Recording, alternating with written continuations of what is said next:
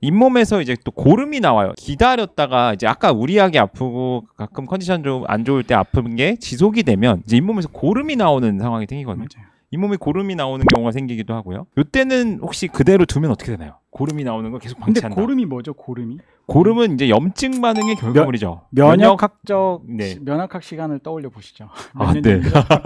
참으로 예. 저희 몸에 있는 이제 면역 체계들이 이제 세균과의 싸움 그 결과물들 이제 거기에 거의 시체들이죠. 시체들이라고 봐야죠. 그래서 걔네들이 이제 나오고 있다는 거죠. 그렇죠.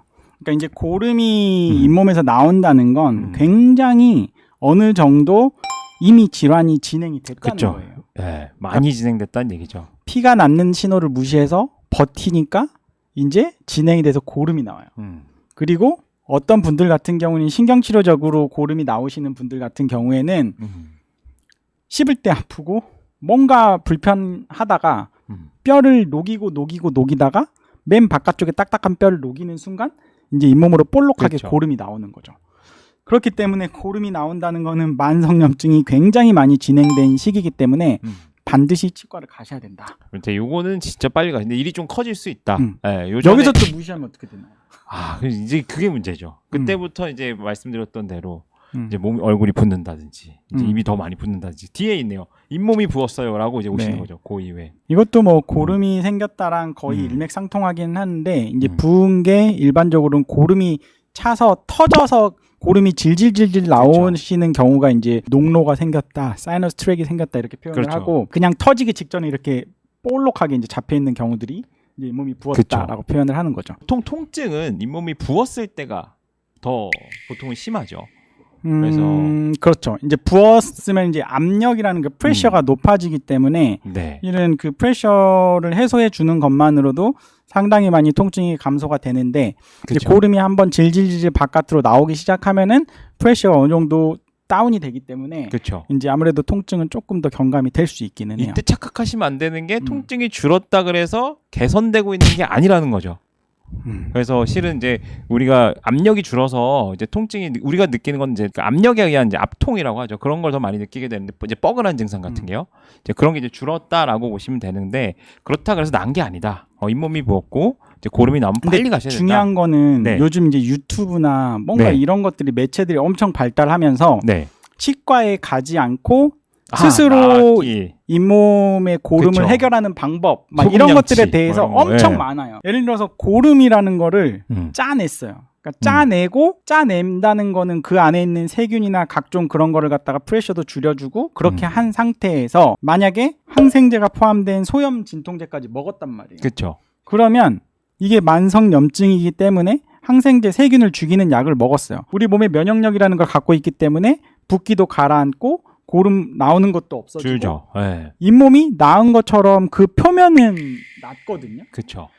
근데 문제는 우리가 근본적인 원인을 해결해야 되잖아요. 맞습니다. 원인 그러니까 해결이야. 잇몸이 부었어요. 근데 치과를 갔어요. 음. 근데 그 원인에 대해서 진단을 해주지 않고 그냥 고름 조금 찍 짜내주고 항생제 약 드시면 며칠 먹으면 괜찮을 거예요. 이렇게 해가지고 문제를 키우는 경우도 많다는 거죠. 맞습니다. 그래서 환자분들이 치과를 갔는데 만약에 이제 원인이 예를 들어서 이제 잇몸에 붙어 있는 세균 막이야. 네. 그래서 막이어가지고 예를 들어서 스케일링만 받아도 된다. 그래서 원인에 대해서 진단을 정확히 해주고 그게 잇몸의 세균막 때문에 그래서 스케일링 받으시면 괜찮을 겁니다. 이렇게 해서 스케일링을 해주는 건 오케이. 네. 근데 원인에 대해서는 진단 없이 에이 그냥 그거는 피곤해서 그런 거고 그냥 내가 고름 짜 내줄 거니까 이 항생제 약 3알짜리 있잖아요. 네. 맨날 3알짜리 항생제, 진통소염제 그리고 위장보호제 이 3알 든 거를 준단 말이에요. 그렇죠. 그러면 그거 먹으면 그냥 없어져요. 증상이 없어진 것처럼 보이지만 맞습니다. 반드시 몇 달 후에 염증이 재발되게 돼 있는 거예요. 그렇죠. 근원적인 치료가 안 됐다라고 생각하시죠. 원인 제거가 아주 중요합니다. 그래서 그거 정도 될 것 같고요. 그 다음에 아까 말했던 대로 이제 부은지 고름이 나오고 잇몸이 부은 게 계속 지속되면 얼굴까지 붓습니다. 이때는 좀 진짜 심각한 상황일 수 있습니다. 얼굴이 부었다.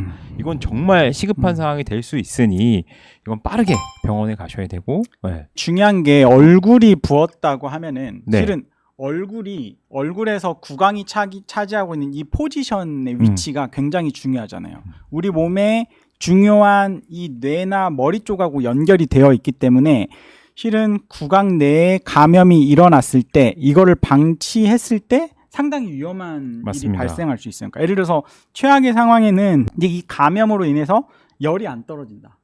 이제 뭐 막 감염이 너무 심해서 여기 땡땡 붓다 못해 항생제 먹었는데도 이 붓기가 가라앉지 않고 이제 체온은 갑자기 막 거의 40도에 육박하는 체온이 막 일어나면서 여기가 빨갛게 막 발적이 이제 있단 말이에요. 그리고 그렇죠. 이제 주변으로 점점점 이제 퍼져가면서 제일 안 좋은 게 뭐냐면 침 삼키는 게 힘들거나 체온이 정상 체온에서 너무 과도하게 올라가거나 그런 것들은 반드시 그리고 숨쉬기가 힘들거나 네, 이럴 땐 응급실을 가야죠.